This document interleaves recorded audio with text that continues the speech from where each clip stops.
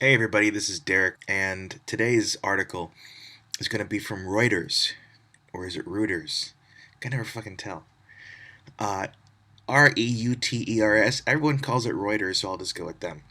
I'm just going to do what everybody else does. And the article was from May 14th, so it's from today. Venezuela opposition slams desperate Maduro state of emergency. And in case you've been living under a rock or you don't pay attention on Facebook, which can often be the same thing or nothing at all. Not America, Venezuela is having a problem with its president. Its president is whining, socialist president, kind of the Bernie Sanders of South America, and there's a lot of those down there. Apparently, he's whining because he's got a 70% disapproval rating, and it looks like he's going to be ousted on this next election. Nobody likes him. Big shock. But we're going to dig a little bit deeper and see maybe there's more to the story here than just people not being happy with socialism. So the article begins. Venezuela's opposition on Saturday slammed a state of emergency decreed by President Nicolas Maduro and vowed to press home efforts to remove the leftist leader this year amid a grim economic crisis. Maduro on Friday night declared a 60-day state of emergency due to what he calls plots from Venezuela and the United States to subvert him, although he did not provide details. So it sounds like he's hoping that maybe he can get sympathy, or maybe there is actually somebody trying to subvert him. And when it comes to subverting socialists, that's nothing new.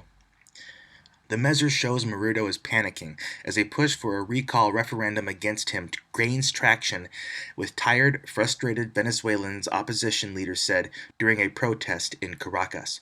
Quote, "We're talking about a desperate president who is putting himself on the margin of legality and constitutionality," said Democratic Unity Coalition leader Jesus Torrealba, adding Maduro was losing support within his own bloc. Quote, "If this state of emergency is issued without consulting the National Assembly, we would technically be talking about a self-coup," he told hundreds of supporters who waved Venezuelan flags and chanted, "He's going to fail. He's going to fall."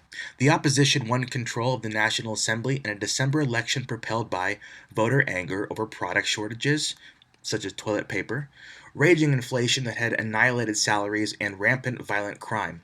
But the legislature has been routinely undercut by the Supreme Court. Quote, "A time bomb," unquote. Now this is Derrick here. Venezuela, if you remember a couple of years ago, we had that coal miner disaster where the coal miners were locked in the coal mine, and for how many days I don't know. And there's a big thing, and they had to get the Venezuelan miners out, and they got them out, and some people died, and some didn't. It was a big fiasco.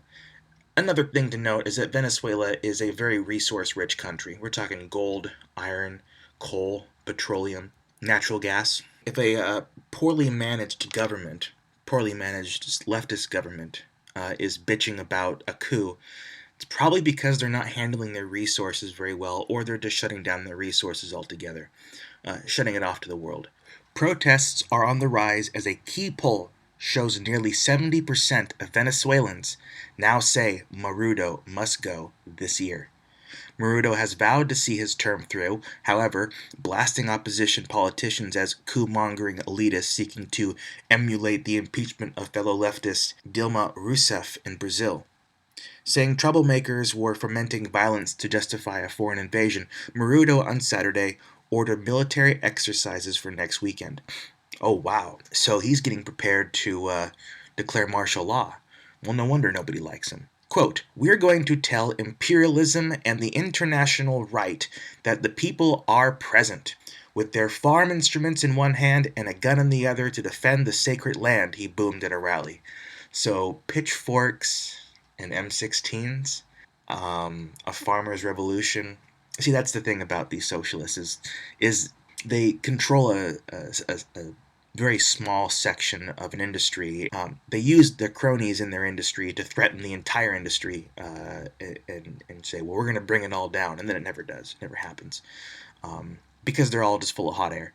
He added the government would take over idled factories without providing details.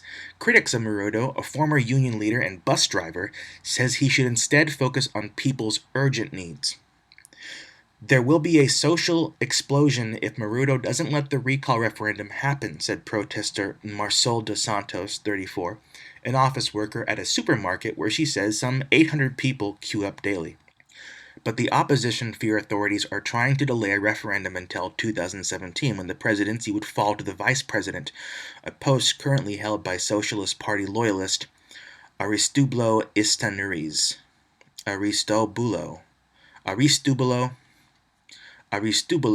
Isturiz.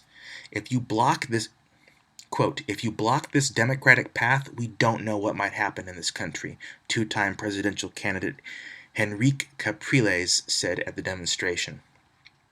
Venezuela is a time bomb that can explode at any given moment. There you have it. Venezuela, the socialist haven, the people's paradise, is about to get couped, or could experience a coup, could get taken over. It's just another case of South America not getting their shit together, and that's basically why South America has stayed while it is. It's great; they have a wonderful culture. Their people are beautiful. You know, it's a tropical dreamland, but it is poorly run, horribly managed, and it really needs some leadership.